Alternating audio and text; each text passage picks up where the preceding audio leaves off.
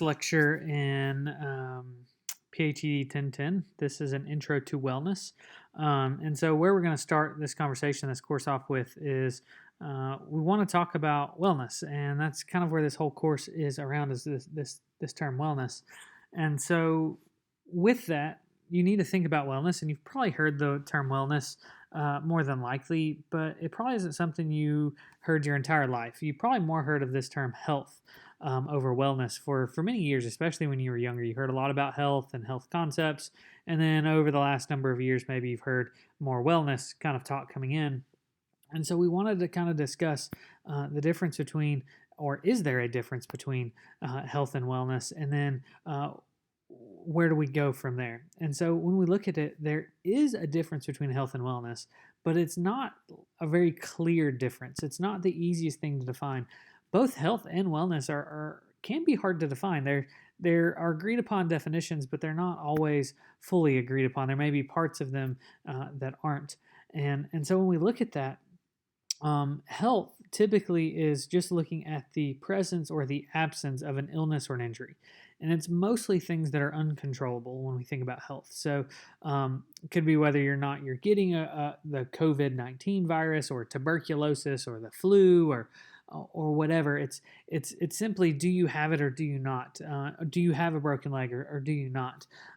Just the presence or absence of an illness or injury, and it's things mostly out of our control. We can do everything right. We can do absolutely everything right. We can get a flu shot. We can wash our hands and everything. But at the end of the day, we don't have 100% control over whether or not we get the flu. It still could just happen. People get it, even though they do everything right. Same thing with a broken leg. People break their legs and it happens, but I'm sure there's one person, but people don't wake up in the morning and be like, "Oh, today's a great day to break my leg. I'm going to make sure I break my leg today. Someone hand me a hammer." That doesn't really happen. It's things usually out of our control. We get into an accident or something crazy happens, or we were doing everything we could to not get the flu, but somehow we still got it, and it's okay. And that's important. We want to talk about those health things, and especially small kids talk about health. But over the last number of years, children and adults, we've more moved to this conversation about wellness. And wellness, when we look at it, is the ability to achieve optimal health. So it's being healthy, not having illnesses or injuries, but it's not just looking at those particular things. It's looking at all the things that go into our health. Some things that we can measure, some things we can't. And these are typically things more in our control. And so we would look at things to do with this, like risk factors, things that contribute to diseases or injuries. So an example of this would be smoking. Smoking does affect your health, but it affects your wellness as well. Smoking itself initially, if someone smokes one time or whatever, not that big of a concern to the health. But over time, we know that this affects your wellness and leads to health problems, and it's things we have control over. And so we're looking at those types of different things. No one is putting a cigarette in someone's mouth, lighting it, and holding their nose shut and their mouth shut, saying breathe or die. And if they are, please reach out. We can find sources to help you deal with this. That shouldn't be happening, but it's something we have control over. I'm not saying it's necessarily something easy, but it's there. And so the reason that we're talking about health, and the reason you're hearing more about wellness now instead of health, is because we want to talk about the things that are controllable. We want to talk about the things we have control over more than the things that we know that there are some good practices that we know very well that can help prevent things but aren't 100% effective. We want to talk about the things that are.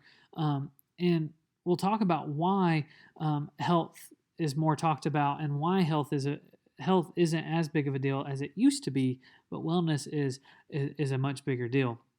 And so when we look at this health versus wellness, we want to see what's different about wellness. And so when we look about wellness, we talk about the dimensions of wellness. Okay. And so the dimensions of wellness are think about like a pie. The whole pie is your wellness, all the things that go into your health and your wellness. But there are individual slices in that pie, and each one of those slices is a little bit different. And so when we take these slices and put them together, we get your whole wellness. So we look at these dimensions of wellness. And so we're going to talk about the 9 dimensions of wellness. Now, realize if you Google this or you look other places, there can be as few as 5 or 6 dimensions of wellness to upwards of 30 dimensions of wellness. And we've kind of decided to go with 9. And those dimensions of wellness span pretty much everything we can think about for the most part. And so we've got things like physical wellness. So anything to do with your physical body would fall in this. So eating, exercising, body composition, all of those will fall into this physical dimension of wellness. We are the most familiar with our physical dimension of wellness. It's the one we can touch, the one we can manipulate, the one we can truly measure and see the differences in. And when people think about their health, it's also typically they're looking at those physical things as well. So we're very connected to that, and we'll spend a good bit of our semester in that physical dimension of wellness. But we also have to look at emotional wellness. So your emotions, how those emotions are going, sad and happy. Emotional wellness, having good emotional wellness, it doesn't mean that you're happy all the time. But it means that you know how to control your emotions and deal with your emotions appropriately. If you had someone die in your family, well, how do you deal with that? I mean, it's going to be sad. There are things you're going to have to do, but do you go and, use a lot of drugs, or do you sad for a day or two and then start moving about your life and finding a new normal? And so we've got that emotional wellness. We also have intellectual wellness, and intellectual wellness isn't about how smart you are. We could make an assumption that I'm smarter than you, but just because I may have a higher IQ or may be smarter or may have more college education than you, that doesn't mean that I have more intellectual wellness than you. And believe me when I say that I'm smarter than you, I don't think most of you are probably smarter than I am. I just am in this teaching this particular chapter, but most of you guys are smarter than I am. But that doesn't mean that you're more intellectually well either.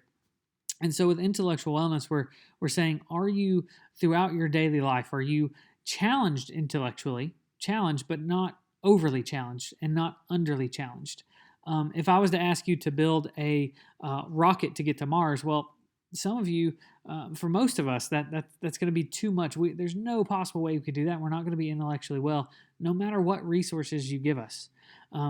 We haven't gotten to that point yet. Some of you may eventually get there, but at the same time, most of you would not be intellectually well if I put you in a kindergarten classroom and had you doing the things of kindergarten, learning the weather and ABCs and different things like that. You might enjoy it for the first day or two, but after being there for 3 or 4 weeks, you'd be very bored and not intellectually well. So are we challenged and stimulated, but not overly stimulated, not underly challenged as well? And so we have that. Most of you are working on your intellectual wellness by simply being in college and taking this course. We have cultural wellness. Cultural wellness is it's about identifying your cultures and the cultures you're a part of, but also about being able to see other people's cultures, and maybe you don't understand them. Maybe you don't even necessarily agree with them, but being able to work with and interact with people with different cultures. Cultures can be very big things to very small things. There's the culture of race that is there. There's a culture of country. So are you American? Are you Canadian? Are you Australian? Those would be cultures. There are all kinds of cultures from religions, so Christianity to Muslims, but there can be really simple cultures. There's college culture. There is gaming culture. There is I'm trying to think, North versus South culture. There are political cultures out there. There's a lot of different things. Some very big, some not so much so. There's a culture of people who like pineapple on pizza and people who don't like pineapple on pizza. That's its own kind of thing, and there's a difference with those. And so you need to recognize your own cultures and accept the cultures you're a part of, and recognize that, and then be able to get along with other people as well. Cultural wellness is very messed up in a lot of places, but especially here in the United States at the current moment. Of people can see that people have different cultures, but they can't respect them. They can't work with them. And college is a big experience for a lot of you of interacting with people who are truly different than you for the first time, not just a little bit, but like truly, truly different than you. And so as a country in and a whole thing, we have to learn to be able to work and interact with people that do have different opinions than us. And we can see this a lot in political cultures nowadays. We also have spiritual wellness. And when it comes to spiritual wellness, religion is a big part of this. It's also a culture, but what religion you're a part of here. But let's say you don't have religion. Let's say you are an atheist who doesn't believe in a religion. And atheist isn't really necessarily a belief in a religion, but let's say you just don't believe in anything like that. Can you be spiritually well? Well, the answer is yes. Because spiritual wellness isn't just about a religion, it's tied to it, but it's a belief in something bigger than yourself. Religions make spiritual wellness easy to define because we're saying, well, the belief in yourself is typically in a deity or a God that is bigger than you. So in Christianity, it's about Jesus and God who is bigger than you, and you put your faith in that and know things are you're going to work towards that. In the Muslim faith, it's belief in Muhammad or Allah. That is bigger than you. And so in Native American culture, the religion is belief in kind of the gods and of nature and the different things of that and that are bigger than them. And so there are lots of things that tie that, and people without that can still believe in things bigger than themselves. There are plenty of people who don't believe in any kind of religion or God, but they know that things are bigger than just themselves, and that helps with your wellness to have those. You have environmental wellness, which are the things around us. So it could be the air temperature, the air quality, could be the traffic levels, the light, all different kinds of things in our environment. We have financial wellness. Financial wellness is important. It's a big thing throughout people's lives. With financial wellness, just because you make more money doesn't mean you're more financially well. I have some acquaintances. I have a lot of acquaintances, very few friends, but in these acquaintances, I have them across the board. And I have one acquaintance that is making probably somewhere around $400,000 or $500,000 a year as his income, and he is not financially well. Where I do have a friend, I actually have a family that I know. It's a family of four that makes about $30,000 a year, and they are financially well. And so it's not about how much money you're making each year, it's how you feel about the money you have. Do you feel like you make enough and have enough money that you can tackle any kind of problem that comes your way, or most problems that come your way, and you'll figure out a way to make it work? So a good way to measure your financial wellness is think about if you drive. If your car was to break down today and you got told that it can't fix it, period, car's dead, done. And so you've got to figure out, okay, what's my next step? Do you feel like financially you could handle that you could figure out a way to get another vehicle or more transportation, or to get to where you need to go to, you can build that up, or whatever? Do you feel like you can financially handle that? Or do you feel like, man, if my car died today and they said it was done, well, I might as well just go live in a cardboard box because I can't get to work, I can't buy a car, there's nothing I could do, I'm done. That could be painting your financial wellness. That family, that family that made $30,000 a year, they're financially well. Not saying things are easy for them. They have to make some hard choices. Sometimes the parents don't get as much food because they're feeding their child, or maybe they go a couple days without water or power because they're waiting for the next paycheck. But they feel like they can tackle any problem their way.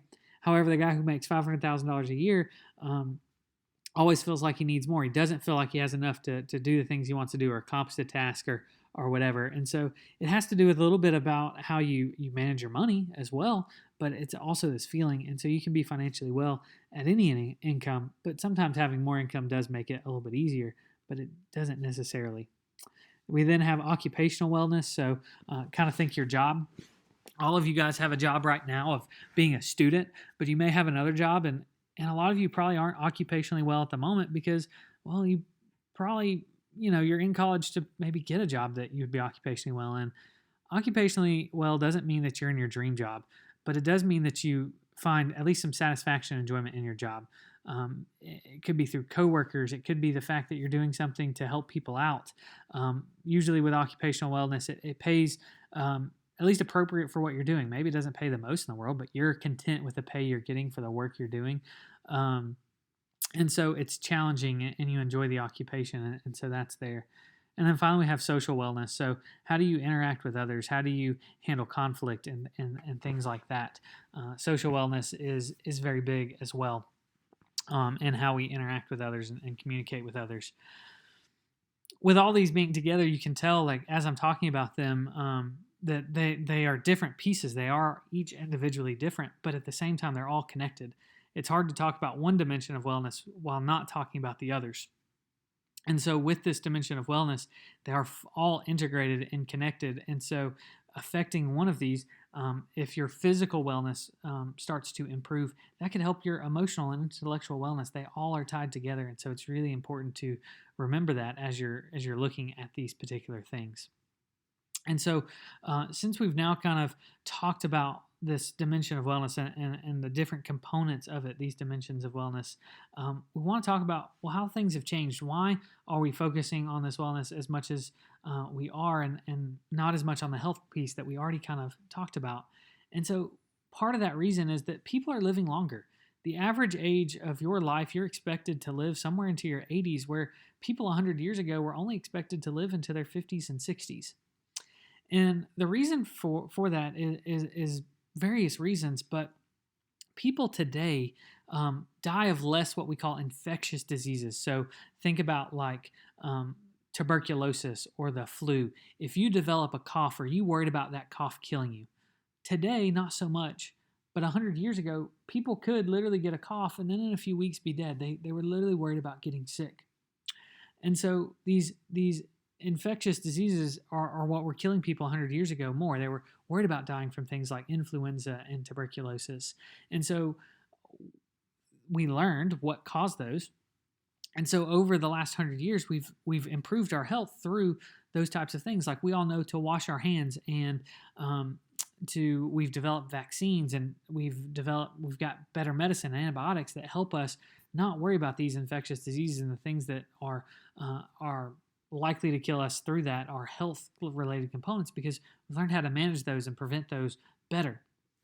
But there are things killing us. And so the things that are killing us are things we call chronic diseases. Chronic diseases aren't something that you develop overnight. Like it's not like the flu, like you catch from somebody. A chronic disease is from our lifestyle choices and develop over many, many, many years. So smoking leads to heart attacks or lung cancer after you smoked for many years. It's a chronic disease. And so we're more focusing on your wellness because we have to deal with the things that you're doing now that are going to affect your likelihood of dying into the future. And so that's what we're looking at. And it all kind of comes to the leading causes of death. The leading causes of death for people currently are heart disease and cancer. And the leading contributors to heart disease and cancer are tobacco use, being obese, having too much weight compared to your height, and alcohol consumption. Those are the leading leading contributors to the leading causes of death. And realize for young people, these things you're not worried about, heart disease and cancer, but what are the leading causes of death for young people, but college age students, 18 to 24? Well, it's suicide and it's accidental deaths. And accidental deaths typically occur through drug use and poor decision making. It could be part of that emotional health, and that's also tied with suicide of those things. And so we're really going to talk this semester about the things that you need to worry about for the future, the things you need to do now to keep yourself well for the future, and also the things that are likely to suffer from now, from could be STDs and things like that, to drug use and addiction. And so that's why we're looking at those particular things. And so what we want to talk about now is some of the things that are affecting your health, And so we have things like the Affordable Care Act, or sometimes referred to as Obamacare or Trump Care, depending on how those things go. The Affordable Care Act has to do with health insurance, but it's directly affecting your wellness and your health and through health insurance. So with that being said, the Affordable Care Act has provided better coverage for people with health insurance. It has also provided more people with health insurance. And so that better coverage comes in the fact that used to insurances had caps. Like if you spent more than $1 million of an insurance company's money, they could no longer cover your doctor visits, but that's no longer there. People who couldn't get health insurance before because of pre-existing conditions, maybe they were born with a heart defect, some health insurance companies wouldn't cover them for health, for their health insurance wise, because they had that. That's no longer happens. all of you as college students, or at least most of you as college students, are also benefiting from the Affordable Care Act, because if your parents choose to, they can keep you on their health insurance plan until you're the age of 26, no matter what. So even if you had struggled and you had to drop out of college for a year or two, they could still keep you on their health insurance until you're the age of 26.